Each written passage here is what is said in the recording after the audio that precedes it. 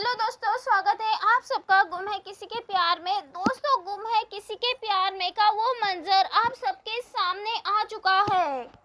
अभी के वक्त में वो मंजर देखने को मिल रहा है जिसका कि सभी को इंतजार था, क्योंकि सभी चाहते थे कि सभी वापस से कहानी में लौट के आ जाए। तो दोस्तों, सभी आ चुकी है और कहानी तो एकदम धमाकेदार हो चुकी है।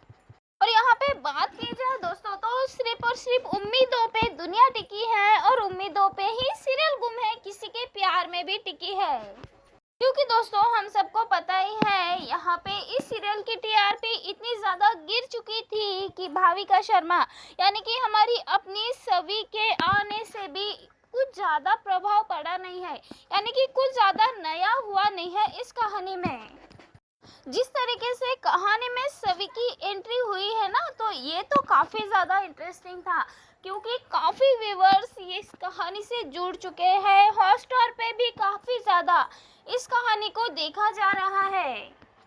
इस शो को लेकर मेकर्स ने जो भी उम्मीदें लगा के रखी थी कि भाविका शर्मा के आने से इस शो की टीआरपी हाई लेवल पे चली जाएगी, लेकिन अभी के वक्त में तो ऐसा बिल्कुल भी नहीं हुआ। यहाँ पे दोस्तों, अभी के वक्त में तो तेजस्विनी के जाने के बाद लोग तो बस इंतज़ार कर रहे हैं। यहाँ पे बात की जाए तो इस सीरियल में रोमांस होने लग जाए और इस सीरियल में हंसी मजाक हो जाए, तो हमें देखा ही है किस तरह से सीरियल में हंसी मजाक और चिड़चिड़ापन होने से कहानी की टीआरपी बहुत ज़्यादा हाई लेवल पे चली जाती है। और अपकमिंग एपिसोड में आगे आने वाले वक्त में आप सबको ये वाले सीन देखने को मिलने वाले हैं सवी और नील के बीच में।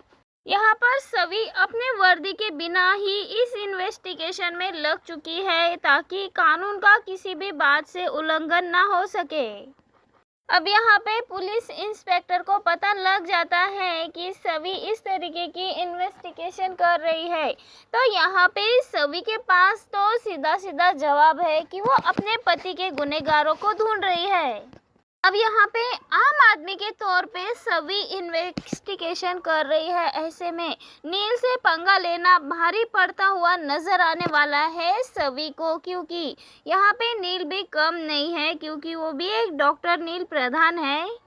अब यहाँ पे नील एक डॉक्टर है, इतना बड़ा नाम है, तो वही दूसरी ओर रजत भी किसी से कम नहीं है, बल्कि रजत भी इतना बड़ा बिजनेसमैन था और सभी तो एक ऑफिसर है ही। ऐसे में सभी कुछ भी कर सकती है अपने पति को निर्दोष साबित करने के लिए। तो यहाँ पे सभी प्राइवेट डिटेक्टिव भी हायर कर सकती है। और तभी सभी को पता लग जाता है कि बॉडी के पास से गिटार के कुछ पार्ट्स मिले हैं। और तभी सभी को पता लग जाता है कि तेजस्विनी के घर में सिर्फ और सिर्फ एक ही सिंगर है जो कि काफ़ी पॉपुलर है और उसका नाम है ऋतुराज राणे।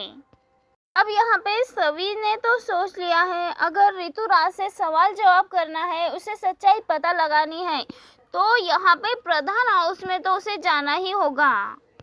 यहाँ पे हम सब ने देखा है तेजस्विनी के आने से पहले ऋतुराज के ढेर सारे शोज होते थे, ढेर सारा नाम होता था, लेकिन जब से तेजस्विनी और नील की शादी हो गई है तब से तो ऐसा कुछ देखने को नहीं मिला। वो तो बस तेजस्विनी के आगे पीछे फिरता हुआ ही नजर आया है। लेकिन दोस्तों, कहानी में ये बताया जाने वाला है कि आगे आने वाले समय में ऋतुराज का किरदार जो हम कहानी में देख रहे हैं, वो भी कुछ समय बाद हमें टाटा बाय बाय कहता हुआ नजर आने वाला है, इस कहानी से निकलता हुआ नजर आने वाला है। अब यहाँ पे सभी जैसे ही पहुंचती है प्रधान हाउस में, तब यहाँ पे ऋतुराज से तो नहीं लेकिन नील से उसका सामना हो जाता है। जैसे ही नील सभी से मिलता है तो कहता है कि मैम एसीपी, आप अपनी हदें पार कर रही है। आप किस बुनियाद पे आके हमारे घर से इन्वेस्टिगेशन कर रही है? आपका कोई भी हक नहीं बनता है। यहाँ पे जो भी इन्वेस्टिगेशन हो रही है वो तो आपके सीनियर कर रहे हैं, तो आप क्यों इन्वॉल्व हो रही है इन सब में? अब यहाँ पे सभी करने वाली है नील पे गुस्सा और कहने वाली है कि मैं सिर्फ यहाँ पे एक इंस्पेक्टर होने के नाते नहीं, बल्कि रजत की पत्नी होने के नाते सब कुछ जानना चाहती हूँ। यहाँ पे सवी कहती है कि मैं एक पत्नी हूँ और मुझे पता है कि मेरे पति ऐसा कुछ भी नहीं कर सकते जो कि बिल्कुल भी गलत हो, मुझे कभी भी धोखा नहीं दे सकते। तभी यहाँ पे नील भी कह देता है कि मेरी तेजस्विनी भी ऐसा नहीं कर सकती, वो भी मुझे कभी धोखा नहीं दे सकती। तब यहाँ पे सभी कहने वाली है कि शायद आपका अपनी पत्नी पे बहुत ही ज़्यादा अंधविश्वास करते हैं, कुछ ज़्यादा ही उनका विश्वास करते हैं। तो यहाँ पे सभी और नील दोनों एक दूसरे के खिलाफ होते हुए नजर आने वाले हैं, एक दूसरे के ऊपर उंगलियां उठाते हुए नजर आने वाले हैं। अब कहानी में ये देखना इंटरेस्टिंग होगा कि किस तरीके से सवी और नील का मैच कराते हुए नजर आने वाले हैं कहानी में मेकर्स।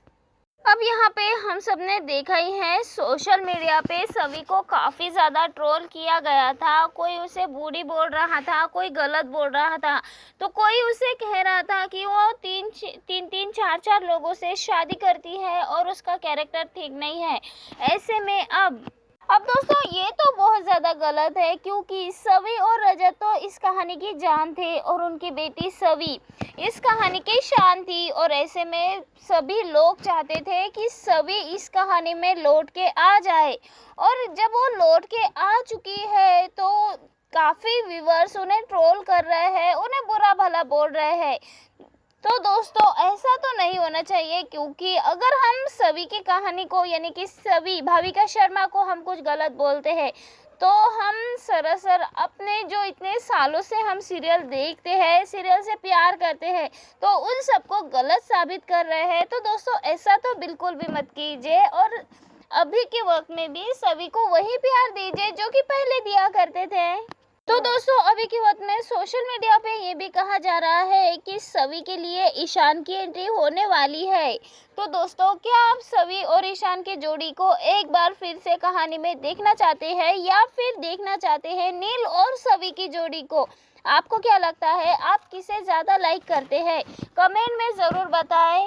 अब यहाँ पे दोस्तों इस कहानी में एक नया किरदार आ चुका है। तो कहानी में सोशल मीडिया पे तो यही खबरें हैं कि जो नया किरदार आया है ना, उसका रजत और तेजस्विनी की मौत से कुछ तो इशू है, कुछ तो उनका हाथ है, जिसे कि ये कहानी पूरी तरह से बदलती हुई नजर आएगी सच्चाई जानने के बाद।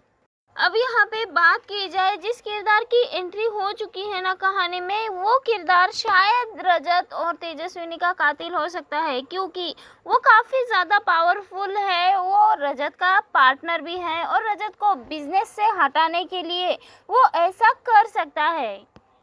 यहाँ पे वो किरदार सोच सकता है कि रजत को अगर उसके रास्ते से हटा दिया जाए तो रजत का बिजनेस और उसके सारे शेयर्स उसी के हाथ में आ जाएंगे, क्योंकि वो रजत का बिजनेस पार्टनर है। तो कहानी में हमें ये दिखा दिया गया है कि विलन के तौर पे और इन सारे खून के पीछे किसका हाथ हो सकता है। ऋतुराज इतना भी ज़्यादा पावरफुल नहीं है कि वो तेजस्विनी और रजत दोनों की जान ले सके, क्योंकि ऋतुराज तो तभी डर गया था जबकि वहाँ पे पुलिस आ गई थी। इस कहानी में पुलिस इन्वॉल्व हो चुकी थी। यहाँ पे जब ऋतुराज को पता चला था कि तेजस्विनी की जान को खतरा है तो वो तो पहले ही डर चुका था, कहीं इन सब से मेरा सामना ना हो जाए, कहीं ये सारी मुसीबतें उसके पास ना आ जाए। वेल दोस्तों आप सबको क्या लगता है, अपनी राय कमेंट के जरिए ज़रूर बताएं कि क्या सच में ऋतुराज तेजस्विनी को मार सकता है या नहीं। ओके दोस्तों अभी के लिए तो बस इतना ही, फिर मिलते हैं किसी नई वीडियो में। Tata bye bye.